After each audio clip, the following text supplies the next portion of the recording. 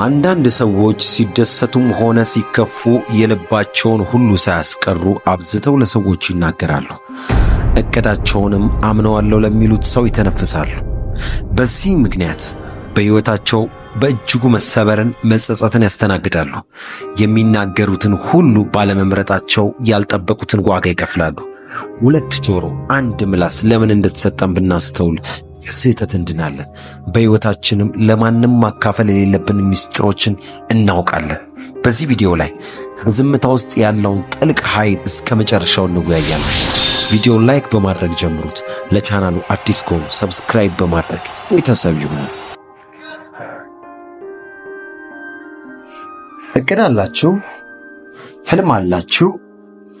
ዛሬ፣ ነገ፣ በዚህ ሳምንት ወይም በዚህ ዓመት ማድረግ የምትፈልጉት ነገር አለ? አዲስ ትምህርት ልትጀምሩ ነው? የራሳችሁን የግል ቢዝነስ ወይም ሥራ ልትጀምሩ ነው? ፍቅረኛ መያዝ ወይም ትዳር መመስረት አስባችኋል?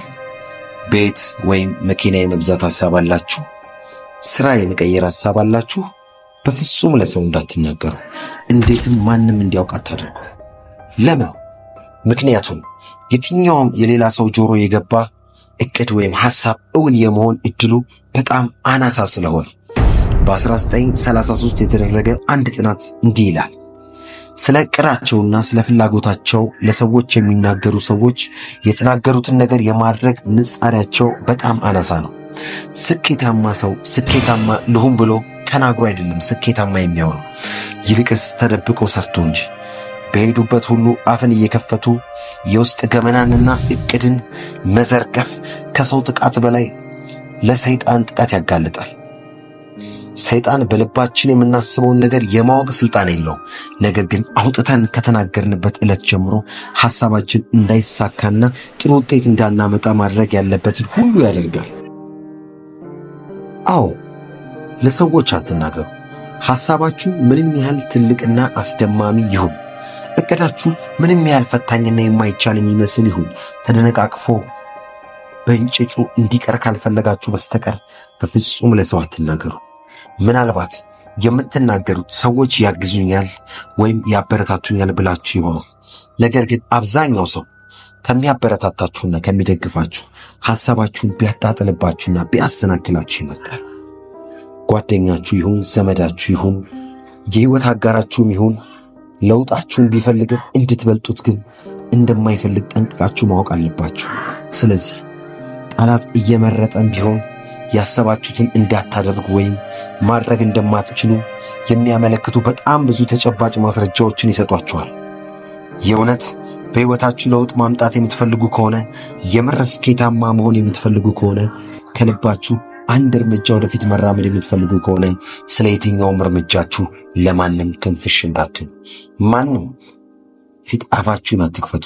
የምትናገሩት ከሚጠፋ የወለዱት ይጥፋ እንደሚባለው አሊ እምነት ዕዳ ነው።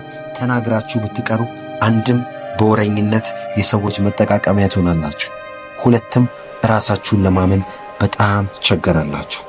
አዎ ወዳጆቼ፣ ጸጥ ለጥ ብላችሁ ስሩ። ለሚረዳህ ለሚፈልግህም ለማይፈልገውም በቃላት ጋጋታ ለማስረዳት ከመሞከር በፊት ሰርተህና ሰርተህ ብቻ ለማሳየት ነው። በገዛ እጅ ባባከንከው የግል ምስጢርህ ራስን ተጠቂ አታድርግ። በሕይወት ላይ ተጨባጭ ለውጥ ማምጣት የምትችለው ለመግዛት ስለምታስበው ወይም መጀመር ስለምትፈልገው ነገር በየቦታው በማውራት ሳይሆን ሐሳብን የእውነት እንደሆነ ፍላጎትም የምር እንደሆነ ማሳየት ስትችል ብቻ። እንደዚህ ላደርግ ነው፣ እንደዛ ላደርግ ነው፣ ይህንን ልጀምር ነው፣ ያንን ላቆም ነው እያልክ ስላወራ በሕይወት ላይ ምንም የተጨመረ ነገር እንዳለ አታስብ። ስለ አንተ እጅግ ወሳኝ ነገር ስለሚባሉት ነገሮች ሰዎችን እወቁ ማለት አንተን የሚጠብጥልቅ መሳሪያ እየሰጣቸው ነገር ነው ማለት ነው። የግል ጉዳዮች ላይ ጠንቃቃሁ። እጅግ ወሳኝ የምትላቸውን የሕይወት ምዕራፎችን ለማንም አትናገር። በግልጽነት እየተጠቃህና እየተጎዳ ከምትኖር በድብቅነትህ እየተፈራና እየተከበርክ ብትኖር ይሻላል። ማንም የሚንቀውንና የሚያውቀውን እንጂ የማያውቀውን አይንቅም። ጉድጓዳን ውስጥ ያስቀመጥከውን ነገር ሁሉ ለሰው እያሳየህ እንዲንቅህ እንዲጠየፍ አታድርግ። ዓለም የምትሆነው ለሚስጥረኞች ብቻ እንጂ ሚስጥራቸውን ለሚያባክኑ ሰዎች እንዳልሆኑ እንቅጣዋል።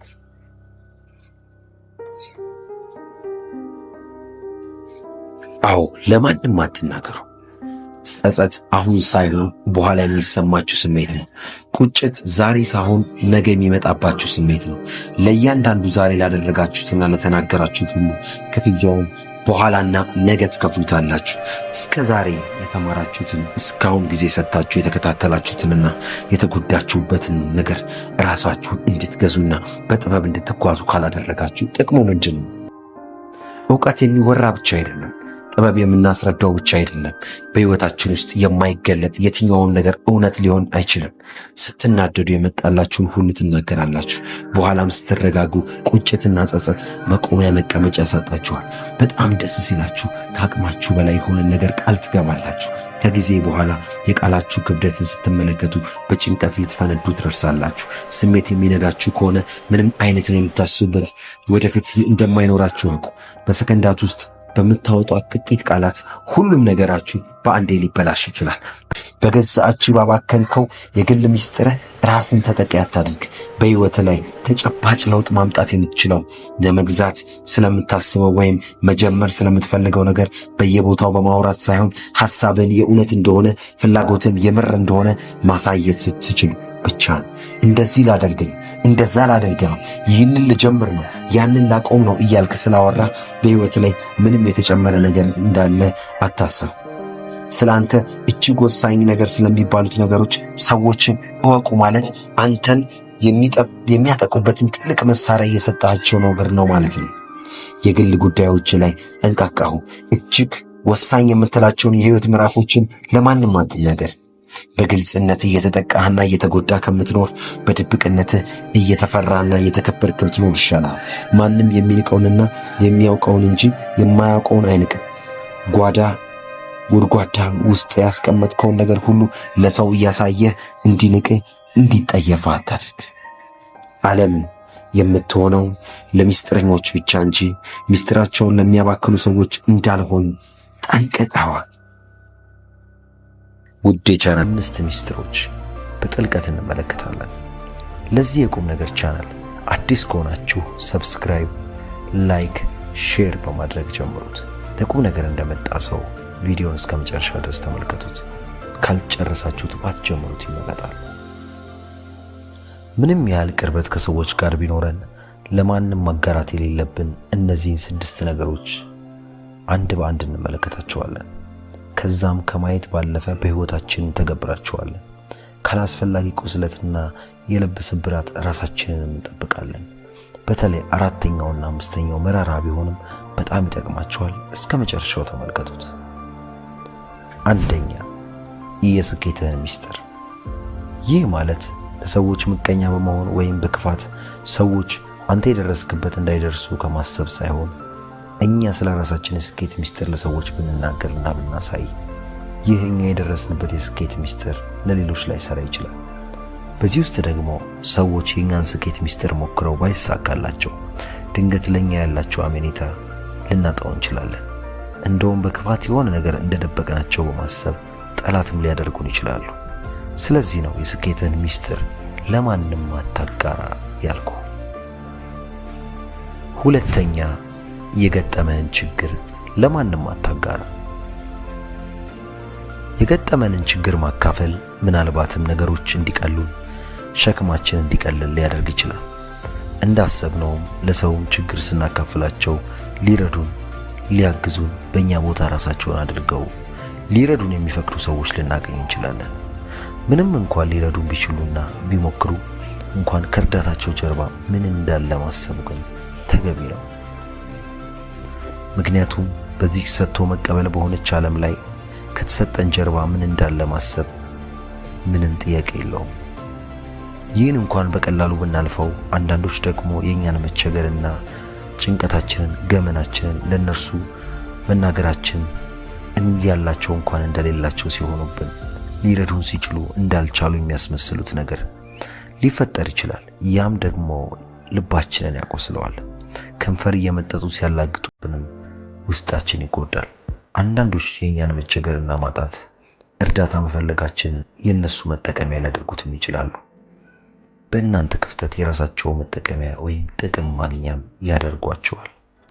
ስለዚህ የገጠማችሁን ችግር አታጋሩ። ሶስተኛ መድረስ የምትፈልግበትን ህልምህን ለማንም አታጋራ። ይህ ለሴቶችን ጭምር ነው። በህይወታችሁ መድረስ የምትፈልጉበትና ያስቀምጣችሁት ግብ ካላችሁ ያን ነገር ራሳችሁ ጋር ብቻ ማቆየት አለባችሁ። ምክንያቱም ህልማችሁ፣ ግባችሁ ለሰዎች ስታጋሩ ሰዎች በህልማችሁና በግባችሁ ላይ ትችት፣ ማጣጣል ሊያደርጉባችሁ እንደማይሳካላችሁ ደጋግመው ሊነግሯችሁ ይችላሉ። በዛ ውስጥም እናንተ ተነሳሽነታችሁን ታጡና ሰዎች ባስቀመጡት እንቅፋት ተሰነካክላችሁ ትወድቃላችሁ። እርሱ ብቻ አይደለም። በቅዱስ ቃሉ ላይ የዮሴፍን ታሪክ ስንመለከት ትልቅ ህልም ከሌሎች ወንድሞቹ በልጦ በማየቱ ሲቀኑበትና ሲሳለቁበት አሳልፈው ሲሸጡት የገዛ ወንድሞቹን ተመልክተናል። ባለራዕይ ወይም ትልቅ ህልም የሚታያችሁ ሰዎች ስትሆኑ ከህልማችሁ ወይም ከህልምሽ የተነሳ ሰዎች እናንተን መጥላት፣ እናንተን ማጣጣል፣ እናንተ ላይ ማላገጥ ይጀምራሉ። ህልማችሁም እንዳይሳካና አካል እንዳይለብስ የተቻላቸውን ያህል ድንጋይ ይወርውሩባቸዋል፣ ከቻሉ ይገሏቸዋል። ስለዚህ ባካችሁ በህልማችሁ አትቀልዱ። መድረስ የምትፈልጉትን ህልማችሁን ለማንም አታጋሩ። አራተኛ ገቢያችሁን ለማንም አታሳውቁ። ለማንም ምንም ያህል ገቢ እንዳላችሁ አታሳውቁ። ምክንያቱም ሰዎች በጣም ከባድ ፍጥሮች ነን። ገቢያችሁን ባወቁበት ቅጽበት በፊት ከሚያከብሯችሁ ማንነታችሁ ይቀየሩባችኋል፣ ይንቋቸዋል። እስኪ በጥልቀት እንመልከቱ ይህን ሐሳብ። ገቢያችሁን ስታሳውቁ እነርሱ ከገመቱት በታች ከሆነ በሰዎች ለመናቅና ላለመከበር፣ ተሰሚነትን ለማጣት በፊት ታገኟቸው የነበሩትን ቦታዎች ሁሉ ታጣላችሁ። ለምን ይመስላችኋል? ሰዎች ማንነታችሁን በትንሿ ገቢና በትልቁ ገቢ ስለሚለኩት ነው። እሺ ገቢያችሁ እነርሱ ከሚጠብቁት የበለጠ ከሆነስ? ለራሳችሁ ትልቅ የቅናትና የእንቅፋት አለት አስቀምጣችሁ ማለት አይደል? ሰዎች ይህን ያገኛችሁትን ነገር ከቻሉ ሊቀሟችሁ፣ ሊዘርፏችሁ አሊያም ሊገድሏችሁ ሊሞክሩ ይችላሉ። በተመሳሳይ ደግሞ ስማችሁን በማጥፋት የእናንተ ጥረት ውጤት እንዳልሆነ ለሰዎች ሁሉ ስማችሁን ሊያውጁ ይችላሉ። ስለዚህ ነው ገቢህን ለማንም አታሳውቅ ያልኩ። በመጨረሻ የምናየው የቤተሰቦቻችሁን ችግር ለማንም አታጋሩ። ቤተሰቦቻችን ብዙ አይነት ችግሮች ሊገጥሟቸው ይችላሉ። የጤና፣ የኢኮኖሚ፣ የትዳር ብቻ ብዙ አይነት ችግር ይፈጠራል። እኛም የቅርባችን ለምንላቸው የቤተሰቦቻችን ችግር ሄደን ተናግረን እረፍትን ለማግኘት አስበን ለሰዎች ልናጋራ እንችላለን። ነገር ግን አንዳንዴ ይህ እረፍት አገኝበታለሁ ብለን አስበን የተናገርነው ማንኛውም ችግራችን ሌላ መዘዝ ይዞ ሌላ ጣጣ ይዞብን ሊመጣ ይችላል። ምናልባትም ባለትዳር ከሆነን እስከ መለያየት ችግሩን ሊያባብሰው ይችላል። እንደው ችግሩ በጣም ሲከፋ እያያችሁ ዝም በሉ ባለም ቢያንስ ለምትናገሩት ሰው ማንነት በደንብ መርምሩ። አለበለዚያ የሰዎች መጠቀሚያ ትሆናላችሁ። እስቲ አንዴ አይናችሁን ጨፈን አድርጉና ይናስቡ። ዓለም ልክ አንድ ትልቅ የካርታ ጨዋታ ብትሆንና በዚህም የህይወት ጨዋታ ውስጥ ህጉ አንድ ቢሆን ታውቃላችሁ፣ የሚያሸንፈው እጁን የደበቀው እንጂ እጁን ለተጋጣሚ ያሳየው አይደለም። በዚህ ቪዲዮ በየመንገዱ፣ በየሶሻል ሚዲያው፣ በየካፌው ሰዎች ሁሉንም ነገር ለዓለም ለመዝራት ሲጣደፉ፣ ስለ እቅዳቸው ሲጮሁ፣ ስለ ፍቅር ህይወታቸው ሲያወሩ፣ ስለ ንብረትና ሀብታቸው ሲያወሩ፣ እንዲያውም ገና ስላልተፈጠረው ነገር ሳይቀር ሲተነብዩ መታየቱ የሚያመጣውን መዘዝና ለራሳቸው ማስቀረት ያለባቸውን ወሳኝ 10 ነገሮች ይሰጣል። ለቻናላችን አዲስ የሆናችሁ ቻናሉን ሰብስክራይብ፣ ላይክ በማድረግ እንዲሁም በኮሜንት እንድትሳተፉ ከእውቀት ማዕድ እንድትቋደሱ እጋብዛችኋለሁ። በዚህ ጊዜ ሁሉም ሰው መጽሐፍን ማንበብ፣ ሁሉም ሰው ገጹን ገልጦ እባካችሁ አንብቡኝ እያለ ይለምናል። ግን ወዳጄ አንድ ጥያቄ ልጠይቅህ፣ መጽሐፉን አንብበህ ስትጨርስ ምን ታደርገዋለህ? መልሱ ቀላል ነው። ወደ መደርደሪያ ወርውረህ ወደ ሌላ አዲስ መጽሐፍ ትሄዳለህ። የተነበበ ማንነት ያበቃለት ማንነት። ታዲያ በዚህ በጫጫታ በበዛበት ዓለም ውስጥ አንዳንድ ሰዎች እንዴት ጸጥ ብለው ዓለምን አንቀጥቅጠዋት ይኖራሉ? መልሱ የካርታ ጨዋታቸው ላይ ነው። ብልህ ሰዎች፣ ዓለምን የሚመሩ ሰዎች ወይም እውነተኛ ውስጥ ሰላም ያላቸው ሰዎች ዝምታ የሚባል መከላከያ ግንብ አላቸው። እነርሱ ምን መናገር እንዳለባቸው ብቻም ሳይሆን ምን መደበቅ እንዳለባቸው ጠንቅቀው ያውቃሉ። ዛሬ እኔና አንተ የምናደርገው ጉዞ ወደ እነዚህ ብልህ ሰዎች የህይወት ጥበብ ነው። እነሱ ከማንም ሰው ከቅርብ ጓደኛቸው ሳይቀር የሚደብቋቸውን ነገሮች፣ ነገር ግን ህይወታቸውን በኃይልና በግርማ ሞገስ የሞሉትን 10 ታላላቅ ምስጢሮችን በጥልቀት እንመለከታለን። ይህ ዝም ብሎ ምክር፣ ይህ የአኗኗር ስልትን ጭምር። አብረን እንዝለቅ። የመጀመሪያውና ምናልባትም የብዙዎቻችንን ህልም የሚቀብረው ትልቅ ስህተት ቀጣዩ እርምጃን ለሰዎች መናገር። እስቲ እናስተውል። አንድ ትልቅ ሐሳብ ይመጣልሃል። ድንቅ የንግድ እቅድ ወይም ትምህርት የመማር ፍላጎት ወይም ህይወትን የሚቀየር ህልም ታስባለህ። ወዲያውኑ ለጓደኛው ደውለህ ስማ ዘንድሮ እኮ እንዲህ ላደርግ ነው ብለህ ትነግረዋለህ። ጓደኛም ዋው ጎበዝ አሪፍ ነው ይልሃል። በዚህ ጊዜ ምን እንደተፈጠረ ታውቃለህ? አእምሮ ስራውን ሰጥቶ የጨረሰ ያህል እርካታ ይሰማዋል። ያን ስራ ለመስራት የሚያስፈልገውን የውስጥ እሳት በወሬ አውጥተህ ጨረስከው ማለት ነው። ብልህ ሰዎች ግን እንደዚህ አይደሉም። ቀጣዩ እርምጃቸው ምን እንደሆነ ማንም አያውቅም። እንደ ድመት ድምፃቸውን አጥፍተው ይራመዳሉ። ሰዎች የሚሰሙትን የለፉበትን ሂደት ብቻ ሳይሆን የተሳካለችን ውጤት ብቻ መናገር መቻል አለባቸው። አየህ፣ እቅድህን ስትናገር እንቅፋትን ታበዛለህ። ምቀኛው ይሰማል፣ ተስፋ አስቆራጩ ይበዛል፣ ወይም ደግሞ ሐሳብን የሚሰርቅ ሰው ይኖራል። ስለዚህ እባክህ ቀጣዩ የህይወት ሙቭህን ወይም እርምጃህን እንደ ቼዝ ጨዋታ በምስጢር ያዘው። ሰዎች ውጤቱን አይተው ይደንግጡ እንጂ እቅድህን ሰምተው አይዘጋጁም። ሁለተኛውን የሚስጥር ጥበብ ለማወቅ ኪስህን አለማሳየት ነው። ይህ የገንዘብ ጉዳይ ብቻ አይደለም፣ ይህ የነፃነት ጉዳይ ነው። በባንክ አካውንት ስንት ብር አለ? ደሞዝ ስንት ነው? ወይም ምን ያህል ንብረት አለ? ለሰዎች በተናገር ቁጥር ሰዎች ከአንተ ጋር ያላቸውን ግንኙነት በዛ ልክ መቀየስ ይጀምራሉ።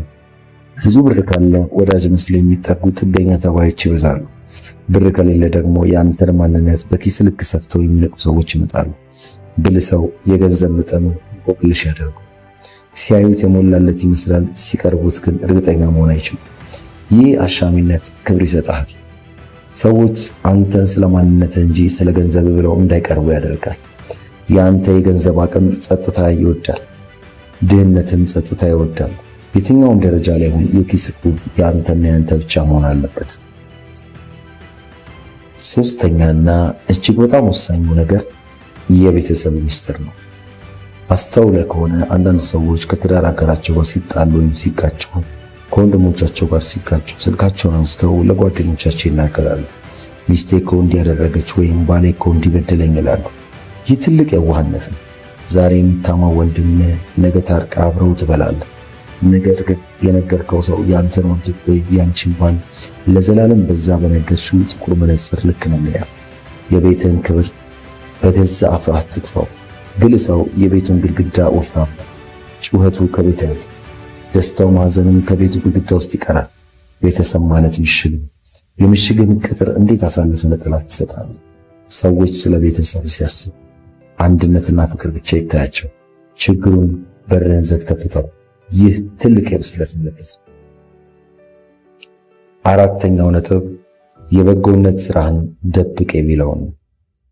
በዚህ ዘመን መስጠት ቢዝነስ ወይም ንግድ ሆኗል። ካሜራ ይዞ መርዳት፣ ፎቶ እያነሱ ማብላት የተለመደ ነው። ግን እውነት እልሃለሁ ካሜራ ፊት የተደረገ መልካምነት ሁሉ መልካምነት ሳይሆን ትወና ነው። ብልህ ሰዎች ግን የሰጡት እጃቸው እንጂ አፋቸው እንኳን አይናገርም። አንድን ሰው ስትረዳ ያ ሰው አንገቱን እንዲደፋ አታድርግ። እርዳታ የዛን ሰው ክብር የሚነካ ከሆነ እርዳታ ሳይሆን ስድብ ነው። ስታደርግ በድብቅ አድርግ። ያኔ ህሊናህ ይሞላል፣ ፈጣሪ ያይሃል፣ ራስህ ትረካለህ። ሰዎች እከሌ እኮ ለጋስ ነው ብለው እንዲያወሩልህ አትፈልግ። የሰጠኸውን እርሳ፣ የተቀበልከውን ግን መቼም አትርሳ። ይህ አይነቱ ስነ-ልቦናዊ ልዕልና ነው ሰዎች በናፍቆት እንዲያዩ የሚያደርግ። አምስተኛው ነጥብ ድክመትህንና ፍርሃትህን አታጋልጥ። ሰው ነህ፣ ትፈራለህ፣ ትጨነቃለህ፣ የምትደክምበት ቦታ አለ። ይህ ተፈጥሮ። ነገር ዓለም ጨካኞች መሆኑን አትርሳ። ደካማነትህን ለሰዎች ማውራት ማለት ጠላትህ የት ቦታ ይመታል የሚያደክም መሳሪያ ያቀበልከው ነው ማለት ነው። እኔ እኮ እንደዛ አይነት ሰው አይመችም፣ እኔ እኮ ይህ ነገር ያስፈራኛል እያልክ በየቦታው የምታወራ ከሆነ ሰዎች ይህንን መረጃ መስግበው ይዙታል። አንድ ቀንም አንተን መጣል ሲፈልጉ በዛ ድክመት ይጠቀሙባል። ብልህ ሰው ግን ድክመቱን በጓዳ ውስጥ ያስተካክላል። ለሰዎች ግን የጠነከረ ጎኑን ብቻ ያሳያል። ልክ እንደ ዳክዬ በውሃ ውስጥ እግሩን እያፍጨረጨረ የሚሆን ከላይ ሲታይ ግን በሰከነ መንፈስ ይዋኛል። አንተም እንደዛው ውስጥ ቢጨነቅም ፊት ግን መረጋጋትን ይለበስ። ስድስተኛ ቂምና ጥላቻ አታውራ። ይህ በጣም ትልቅ የሆነ ስልምናት። አንድ ሰው ጎድቶክ ይሆናል፣ ልብንም ሰብሮት ይሆናል። ያን ሰው እንደጠላሁና እንድትጠይቀው ለሰዎች በተናገርክ ቁጥር አንተም አሁንም የዛ ሰው እስረኛ እንደሆንክ ያሳያል። ስለ ጠላት ታወራለህ ማለት ጠላት በአንተ ህይወት ውስጥ ትልቅ ቦታ አለው ማለት ነው። ብልህ ሰው ጠላቱን በዝምታ ይቀጣል ወይ ይቅር ይላል። ካልሆነ ደግሞ ያ ሰው በህይወት ውስጥ እንዳልነበር አድርጎ በመርሳት ትልቁን ንቀት ያሳያል። እመነኝ፣ ለአንድ ሰው ከጥላቻ የበለጠ የሚጎዳው ነገር ቦታ መስጠት። ስለዚህ ስለ እከሌ ምን ታስባለህ ተብለህ ስትጠይቅ በጭራሽ ስለሱ አስቤ አላቅም መልስ። ይህ እውነተኛ ኃይልህን የልብህን ጓዳ በጥላቻ ቆሻሻት ለሰዎች ይህንን ቆሻሻ ባታሳይ ይመረጣል። ሰባተኛው ጥልቅ ፍልስፍናህን ወይም እምነትህን ለሁሉም አትበትን። ሁሉም ሰው አንተ የደረስክበትን የብስለት ደረጃ ላይ አልደረሰም። ለአንዳንድ ሰዎች ጥልቅ የሆነ እውነትን መናገር ለአሳማ እንቁ እንደመስጠት ነው። እንቁን ይረግጡታል እንጂ አይቀበሉትም። አንተንም መልሰው ያታልሉሃል። አመለካከትህን ለማስረዳት ጎሮሮ እስኪደርቅ የምትከራከር ከሆነ ጉልበትን እያባከንክ ነው። ብልህ ሰው እንደ ሰውየው አቅም ነው የሚያወራው። የገባውን ዝም ብሎ ያልፋል። አየህ ወዳጄ፣ እውነት ራሷን መከልከል ትችላለች ወይም ራሷን መከላከል ትችላለች። ያንተ ጠበቃነት አያስፈልጋትም። ስለዚህ የህይወት እይታህን ለሚገባቸው ጥቂት ሰዎች ብቻ አካፍል። ለሌላው ግን ዝምታ ከንግግር በላይ ያስተምራል። ስምንተኛ የህክምና ታሪክ ህመምህን አታውራ። በእርግጥ ህመምህን ለሐኪም ለቤተሰብ መናገር አለብህ።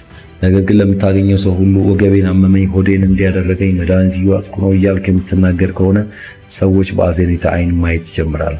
አዘኔታ ደግሞ የክብር ተቃራኒ ነው። ሰዎች አይዞህ እንዲሉ አትፈልግ። ሰዎች እንዴት ጠንካራ ሰው ነው እንዲሉ ስራ። ብልህ ሰው ህመማቸውን በጽናት ያሳልፋሉ። ድንጋይ ቢጫንባቸው እንኳን እንደ ጥጥ ቀላል ይሆንላቸዋል። እንደ ጥጥ ቀላልም አድርገው ስቃያቸውን ደብቀው ይሄዳል። ይህ የጀግንነት መገለጫ ነው። ህመምህን መደበቅ ስትችል ጤንነት ወደ አንተ ይቀርባል። ምክንያቱም የሰዎችን አሉታዊ ኃይል ሳይሆን የራስን የውስጥ ጥንካሬ ስለምትጠቀም በቀላሉ ይሳካልሃል። ዘጠነኛው ስለ ትናንት ጀብዱ አታውራ። ይህ የብዙዎቻችን በሽታ ነው። እኔ ድሮ እንዲህ ነበርኩኝ፣ ድሮ እኮ እንዲህ እናደርግ ነበር እያሉ የሞተ ታሪክ መተረክ ትልቅ ውድቀት ነው። ወዳጄ ትናንት አልፏል። የትናንት ጀግንነት ለዛሬው ማንነት ዋስትና አይሆንም። ዛሬ እጅ ላይ ምን አለ? ዛሬስ ምን እየሰራ ነው? ዓለም የሚጠይቅ ይሄን ነው። ስለ ራስህ ታሪክ የምትናገር ከሆነ ስራ ትንሽ ነው። ስራው ትልቅ የሆነ ሰው ስለ እርሱ የሚናገሩት ሌሎች ሰዎች ናቸው። ንጉሥ ነኝ የሚል ሰው ንጉሥ አይደለም። ንጉሥ ዝም ብሎ በዙፋኑ ላይ ይቀመጣል እንጂ ግርማ ሞገሱ ይናገራል። ስለዚህ ታሪክን አትተርክ። የራስን ታሪክ፣ ያለፈውን ስራ፣ ማንነትን እንደ ጥላ ይከተልህ እንጂ እንደ መሪ ከፊት ለፊትህ አይቅደም። አስረኛውና የመጨረሻው ላይ ደርሰናል። ምን ያህል ጠንክረህ እንደምትሰራ አታሳይ። ይህ ጥበብ የጥበቦች ሁሉ አውራ ነው። ጣሊያኖች ስፓስቱ ዘራ ይሉታል። አንድን ከባድ ነገር ምንም እንዳላደከም አድርገህ በቀላሉ የማቅረብ ጥበብ። አንድ ማጂሻን ወይም አንድ አስማተኛ አስማቱን እንዴት እንደሚሰራ ለሰዎች ይናገራል። ምን ያህል እንደተለማመደ ያሳያል። በመድረክ ላይ ወጥቶ ወፍ ያበራል፣ ሰዎች ይደነቃሉ። አንተም ልፋትህን አትሽጥ፣ ውጤትህን ሽጥ። እንቅልፍ ማጣትህን፣ መከራህን፣ ድካምህን ለሰዎች አታሳይ። ስራ ለሰዎች ቀላል ግን ማራኪ ሆኖ ይታይ። ውስጥህ ሲቃጠል ፊትህ ግን ይብራ። ውስጥህ ሲጨነቅ አካላዊ እንቅስቃሴ ግን እየተረጋጋ ይሁን። ያኔ ሰዎች እንደ ተፈጥሮ ኮከብ ያዩሃል። ይህ ሰው የተለየ የተፈጥሮ ጸጋ አለው ብሎ ያገቡ። ልፋትህን ማውራት ዋጋህን ይቀንሰዋል፣ ሚስጥራዊነትህን ያጠፈዋል። እንግዲህ ወዳጄ ወደ ማጠቃለያው እንምጣ እስኪ። እነዚህ 10 ነጥቦች ከሰዎች ጋር እንድትጣላ ወይም እንድትኩራራ የተሰጡ መሳሪያዎች ሳይሆኑ እነዚህ ነጥቦች በዚህ በጩኸት በተሞላ ዓለም ውስጥ የራስህን ሰላማዊ ሕይወት የምታገኝባቸው ጥበቦች ናቸው። ብልህ ሰው መሆን ማለት ሁሉንም ማወቅ ማለት አይደለም። ያወቁትን መቼና የት ለምን ለሰው መናገር እንዳለበት ማወቅ እንጂ ከዛሬ ጀምሮ እንደ ጥልቅ ባህር ላይ ሲታይ ጸጥ ያለ ሰላማዊና ውብ ውስጡ ግን ማንም የማያውቀው ማንም የማይደፍረው ማንም ያልደረሰበት ጥልቅ ኃይልና ሀብት የያዘ ይሆን። ያኔ ሰዎች አንተን ለማወቅ ይጓጓሉ፣ ለማክበር ይገደዳሉ፣ ሲጠሉህ ይጨነቃሉ፣ ሲያገኙ ይደሰታሉ። ምክንያቱም አንተ ለሁሉም የምትገኝ ርካሽ ካሳቶ በውድ ዋጋና ፍጥረት ብቻ የምትገኝ የማይነበብ መጽሐፍ ሆነሃልና ነው።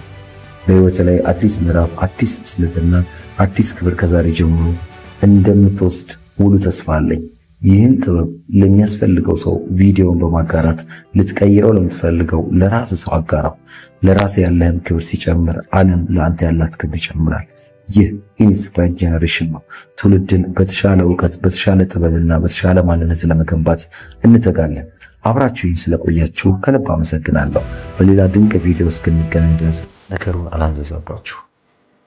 ውድ የቻናሌ ቤተሰቦች ከዚህ ቪዲዮ በጣም ብዙ አስተማሪ እውቀቶችን እንዳገኛችሁበት ተስፋ አደርጋለሁ። ምንም ያህል ጊዜያችሁን ሰጥታችሁ ስትከታተሉ ስለቆያችሁ እያመሰገንኩ፣ ነገር ግን ከመስማትና እውቀቱን ከማግኘት ያለፈ በሕይወታችሁ በተግባር አውሏቸው ለማለት እፈልጋለሁ።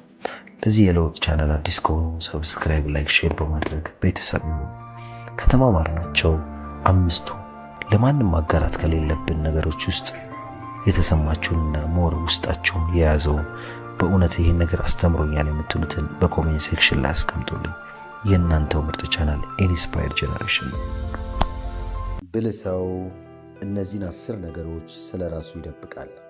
ሰላም ጤና ይስጥልኝ። እንደምናላችሁ የኢንስፓየርድ ጄኔሬሽን ቤተሰቦች፣ እስቲ አንዴ አይናችሁን ጨፈን አድርጉና ይህን አስቡ። ዓለም ልክ እንደ አንድ ትልቅ የካርታ ጨዋታ ብትሆንና በዚህም የህይወት ጨዋታ ውስጥ ህጉ አንድ ቢሆን ታውቃላችሁ፣ የሚያሸንፈው ካርዱን የደበቀው እንጂ ካርዱን ለተጋጣሚ ያሳየው አይደለም። በዚህ ቪዲዮ በየመንገዱ፣ በየሶሻል ሚዲያው፣ በየካፌው ሰዎች ሁሉንም ነገር ለዓለም ለመዝራት ሲጣደፉ፣ ስለ እቅዳቸው ሲጮሁ፣ ስለ ፍቅር ህይወታቸው ሲያወሩ፣ ስለ ንብረትና ሀብታቸው ሲያወሩ፣ እንዲያውም ገና ስላልተፈጠረው ነገር ሳይቀር ሲተናገሩ መታየቱ የሚያመጣውን መዘዝና ለራሳቸው መስከረት ያለባቸውን ወሳኝ 10 ነገሮች ይዘን ቀርበናል። ለቻናላችን አዲስ የሆናችሁ ቻናሉን ሰብስክራይብ፣ ላይክ በማድረግ እንዲሁም በኮሜንት እንድትሳተፉ ከእውቀት ማዕድ እንድትቋደሱ እጋብዛችኋለሁ። በዚህ ጊዜ ሁሉም ሰው መጽሐፍን ማን ፈልጓል። ሁሉም ሰው ገጹን ገልጦ እባካችሁ አንብቡኝ እያለ ይለምናል። ግን ወዳጄ አንድ ጥያቄ ልጠይቅህ፣ መጽሐፉን አንብበህ ስትጨርስ ምን ታደርገዋለህ? መልሱ ቀላል ነው። ወደ መደርደሪያ ወርውረህ ወደ ሌላ አዲስ መጽሐፍ ትሄዳለህ። የተነበበ ማንነት ያበቃለት ማንነት ነው። ታዲያ በዚህ በጫጫታ በበዛበት ዓለም ውስጥ አንዳንድ ሰዎች እንዴት ጸጥ ብለው ዓለምን አንቀጥቅጠዋት ይኖራሉ? መልሱ የካርታ ጨዋታቸው ላይ ነው። ብልህ ሰዎች፣ ዓለምን የሚመሩ ሰዎች ወይም እውነተኛ ውስጥ ሰላም ያላቸው ሰዎች ዝምታ የሚባል መከላከያ ግንብ አላቸው። እነርሱ ምን መናገር እንዳለባቸው ብቻም ሳይሆን ምን መደበቅ እንዳለባቸው ጠንቅቀው ያውቃሉ። ዛሬ እኔና አንተ የምናደርገው ጉዞ ወደ እነዚህ ብልህ ሰዎች የህይወት ጥበብ ነው። እነሱ ከማንም ሰው ከቅርብ ጓደኛቸው ሳይቀር የሚደብቋቸውን ነገሮች፣ ነገር ግን ህይወታቸውን በኃይልና በግርማ ሞገስ የሞሉትን 10 ታላላቅ ምስጢሮችን በጥልቀት እንመለከታለን። ይህ ዝም ብሎ ምክር አይደለም። ይህ የአኗኗር ስልትን ጭምር ነው። አብረን እንዝለቅ። የመጀመሪያውና ምናልባትም የብዙዎቻችንን ህልም የሚቀብረው ትልቁ ስህተት ቀጣዩ እርምጃን ለሰዎች መናገር ነው። እስቲ እናስተውል። አንድ ትልቅ ሀሳብ ይመጣልሃል። ድንቅ የንግድ እቅድ ወይም ትምህርት የመማር ፍላጎት ወይም ህይወትን የሚቀየር ህልም ታስባለህ። ወዲያውኑ ለጓደኛው ደውለህ ስማ ዘንድሮ እኮ እንዲህ ላደርግ ነው ብለህ ትነግረዋለህ። ጓደኛም ዋው ጎበዝ አሪፍ ነው ይልሃል። በዚህ ጊዜ ምን እንደተፈጠረ ታውቃለህ? አእምሮ ስራውን ሰጥቶ የጨረሰ ያህል እርካታ ይሰማዋል። ያን ስራ ለመስራት የሚያስፈልገውን የውስጥ እሳት በወሬ አውጥተህ ጨረስከው ማለት ነው። ብልህ ሰዎች ግን እንደዚህ አይደሉም። ቀጣዩ እርምጃቸው ምን እንደሆነ ማንም አያውቅም። እንደ ድመት ድምፃቸውን አጥፍተው ይራመዳሉ። ሰዎች የሚሰሙትን የለፉበትን ሂደት ብቻ ሳይሆን የተሳካለችን ውጤት ብቻ መናገር መቻል አለባቸው። አየህ፣ እቅድህን ስትናገር እንቅፋትን ታበዛለህ። ምቀኛው ይሰማል፣ ተስፋ አስቆራጩ ይበዛል፣ ወይም ደግሞ ሐሳብን የሚሰርቅ ሰው ይኖራል። ስለዚህ እባክህ ቀጣዩ የህይወት ሙቭህን ወይም እርምጃህን እንደ ቼዝ ጨዋታ በሚስጥር ያዘው። ሰዎች ውጤቱን አይተው ይደንግጡ እንጂ እቅድህን ሰምተው አይዘጋጁ። ሁለተኛውን የሚስጥር ጥበብ ለማወቅ ኪስህን አለማሳየት ነው። ይህ የገንዘብ ጉዳይ ብቻ አይደለም፣ ይህ የነፃነት ጉዳይ ነው። በባንክ አካውንት ስንት ብር አለ፣ ደሞዝ ስንት ነው፣ ወይም ምን ያህል ንብረት አለ የሚለውን ነገር ለሰዎች በተናገርክ ቁጥር ሰዎች ከአንተ ጋር ያላቸውን ግንኙነት በዛ ልክ መቀየስ ይጀምራሉ። ብዙ ብር ካለ ወዳጅ መስለው የሚጠጉ ጥገኛ ተባዮች ይበዛሉ። ብር ከሌለ ደግሞ የአንተን ማንነት በኪስ ልክ ሰፍተው የሚንቁ ሰዎች ይመጣሉ። ብልህ ሰው የገንዘብ መጠኑን እንቆቅልሽ ያደርገዋል። ሲያዩት የሞላለት ይመስላል፣ ሲቀርቡት ግን እርግጠኛ መሆን አይችሉም። ይህ አሻሚነት ክብር ይሰጣል። ሰዎች አንተን ስለ ማንነትህ እንጂ ስለ ገንዘብ ብለው እንዳይቀርቡ ያደርጋል። የአንተ የገንዘብ አቅም ጸጥታ ይወዳል፣ ድህነትም ጸጥታ ይወዳል። የትኛውም ደረጃ ላይ ሆን የኪስ ቁልፍ የአንተና የአንተ ብቻ መሆን አለበት። ሶስተኛና እጅግ በጣም ወሳኙ ነገር የቤተሰብ ሚስጥር ነው። አስተውለህ ከሆነ አንዳንድ ሰዎች ከትዳር አጋራቸው ጋር ሲጣሉ ወይም ሲጋጩ፣ ከወንድሞቻቸው ጋር ሲጋጩ ስልካቸውን አንስተው ለጓደኞቻቸው ይናገራሉ። ሚስቴ እኮ እንዲያደረገች ወይም ባሌ እኮ እንዲበደለኝ ይላሉ። ይህ ትልቅ የዋህነት ነው። ዛሬ የሚታማው ወንድም ነገ ታርቃ አብረው ትበላለህ። ነገር ግን የነገርከው ሰው ያንተን ወንድም ወይም ያንቺን ባል ለዘላለም በዛ በነገርሽው ጥቁር መነጽር ልክ ነው የሚያየው። የቤትህን ክብር በገዛ አፍህ አትክፈው። ብልህ ሰው የቤቱን ግድግዳ ወፍራም ነው፣ ጩኸቱ ከቤት አይወጣም፣ ደስታው ማዘኑም ከቤቱ ግድግዳ ውስጥ ይቀራል። ቤተሰብ ማለት ምሽግ ነው። የምሽግህን ቅጥር እንዴት አሳልፈህ ለጠላት ትሰጣለህ? ሰዎች ስለ ቤተሰብ ሲያስቡ አንድነትና ፍቅር ብቻ ይታያቸው። ችግሩን በርህን ዘግተህ ፍታው። ይህ ትልቅ የብስለት ምልክት ነው። አራተኛው ነጥብ የበጎነት ሥራህን ደብቅ የሚለውን ነው። በዚህ ዘመን መስጠት ቢዝነስ ወይም ንግድ ሆኗል። ካሜራ ይዞ መርዳት፣ ፎቶ እያነሱ ማብላት የተለመደ ነው። ግን እውነት እልሃለሁ ካሜራ ፊት የተደረገ መልካምነት ሁሉ መልካምነት ሳይሆን ትወና ነው። ብልህ ሰዎች ግን የሰጡት እጃቸው እንጂ አፋቸው እንኳን አይናገርም። አንድን ሰው ስትረዳ ያ ሰው አንገቱን እንዲደፋ አታደርገው። እርዳታ የዛን ሰው ክብር የሚነካ ከሆነ እርዳታ ሳይሆን ስድብ ነው። ስታደርግ በድብቅ አድርግ። ያኔ ህሊናህ ይሞላል፣ ፈጣሪ ያይሃል፣ ራስህ ትረካለህ። ሰዎች እከሌ እኮ ለጋስ ነው ብለው እንዲያወሩልህ አትፈልግ። የሰጠኸውን እርሳ፣ የተቀበልከውን ግን መቼም አትርሳ። ይህ አይነቱ ስነ ልቦናዊ ልዕልና ነው ሰዎች በናፍቆት እንዲያዩ የሚያደርግ። አምስተኛው ነጥብ ድክመትህንና ፍርሃትህን አታጋልጥ። ሰው ነህ፣ ትፈራለህ፣ ትጨነቃለህ፣ የምትደክምበት ቦታ አለ። ይህ ተፈጥሮ ነው። ነገር ግን ዓለም ጨካኞች መድረክ መሆን አትርሳ። ደካማነትህን ለሰዎች ማውራት ማለት ጠላትህ የት ቦታ ቢመታ እንደሚያደክም መሳሪያ ያቀበልከው ነው ማለት ነው። እኔ እኮ እንደዚህ አይነት ሰው አይመቸኝም፣ እኔ እኮ ይህ ነገር ያስፈራኛል እያልክ በየቦታ የምታወራ ከሆነ ሰዎች ይህንን መረጃ መዝግበው ይዙታል። አንድ ቀንም አንተን መጣል ሲፈልጉ በዛ ድክመት ይጠቀሙባል። ብልህ ሰው ግን ድክመቱን በጓዳ ውስጥ ያስተካክላል። ለሰዎች ግን የጠነከረ ጎኑን ብቻ ያሳያል። ልክ እንደ ዳክዬ በውሃ ውስጥ እግሩን እያፍጨረጨረ ቢሆንም ከላይ ሲታይ ግን በሰከነ መንፈስ ይዋኛል። አንተም እንደዛው ውስጥ ቢጨነቅም ፊት ግን መረጋጋትን ይለበስ። ስድስተኛ ቂምና ጥላቻን አታውራ። ይህ በጣም ትልቅ የሆነ የስነ ልቦና ጥበብ ነው። አንድ ሰው ጎድቶክ ይሆናል፣ ልብህንም ሰብሮት ይሆናል። ያን ሰው እንደጠላሁና እንደተቀየምከው ለሰዎች በተናገርክ ቁጥር አንተም አሁንም የዛ ሰው እስረኛ እንደሆንክ እያሳየ ነው። ስለ ጠላት ታወራለህ ማለት ጠላት በአንተ ሕይወት ውስጥ ትልቅ ቦታ አለው ማለት ነው። ብልህ ሰው ጠላቱን በዝምታ ይቀጣል ወይ ይቅር ይላል። ካልሆነ ደግሞ ያ ሰው በሕይወት ውስጥ እንዳልነበር አድርጎ በመርሳት ትልቁን ንቀት ያሳያል። እመነኝ፣ ለአንድ ሰው ከጥላቻ የበለጠ የሚጎዳው ነገር ቦታ መስጠት ነው። ስለዚህ ስለ እከሌ ምን ታስባለህ ተብለህ ስትጠይቅ በጭራሽ ስለ እሱ አስቤ አላቅም ብለህ መልስ። ይህ እውነተኛ ኃይልህን፣ የልብህን ጓዳ በጥላቻ ቆሻሻ አትሙላ። ለሰዎች ይህንን ቆሻሻ ባታሳይ ይመረጣል። ሰባተኛው ጥልቅ ፍልስፍናህን ወይም እምነትህን ለሁሉም አትበትን። ሁሉም ሰው አንተ የደረስክበትን የብስለት ደረጃ ላይ አልደረሰም። ለአንዳንድ ሰዎች ጥልቅ የሆነ እውነትን መናገር ለአሳማ እንቁ እንደ መስጠት ነው። እንቁን ይረግጡታል እንጂ አይቀበሉትም። አንተንም መልሰው ያታልሉሃል። አመለካከትህን ለማስረዳት ጎሮሮ እስኪደርቅ የምትከራከር ከሆነ ጉልበትን እያባከንክ ነው። ብልህ ሰው እንደ ሰውየው አቅም ነው የሚያወራው። የገባውን ዝም ብሎ ያልፋል። አየህ ወዳጄ፣ እውነት ራሷን መከልከል ትችላለች ወይም ራሷን መከላከል ትችላለች። የአንተ ጠበቃነት አያስፈልጋትም። ስለዚህ የህይወት እይታህን ለሚገባቸው ጥቂት ሰዎች ብቻ አካፍል። ለሌላው ግን ዝምታ ከንግግር በላይ ያስተምራል። 8ኛ የህክምና ታሪክ ህመምህን አታውራ። በእርግጥ ህመምህን ለሐኪም ለቤተሰብ መናገር አለብህ።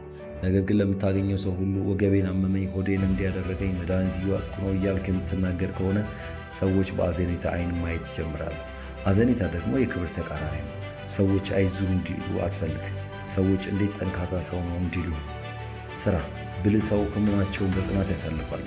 ድንጋይ ብቻ አለባቸው እንኳን እንደ ጥጥ ቀላል ይሆንላቸዋል።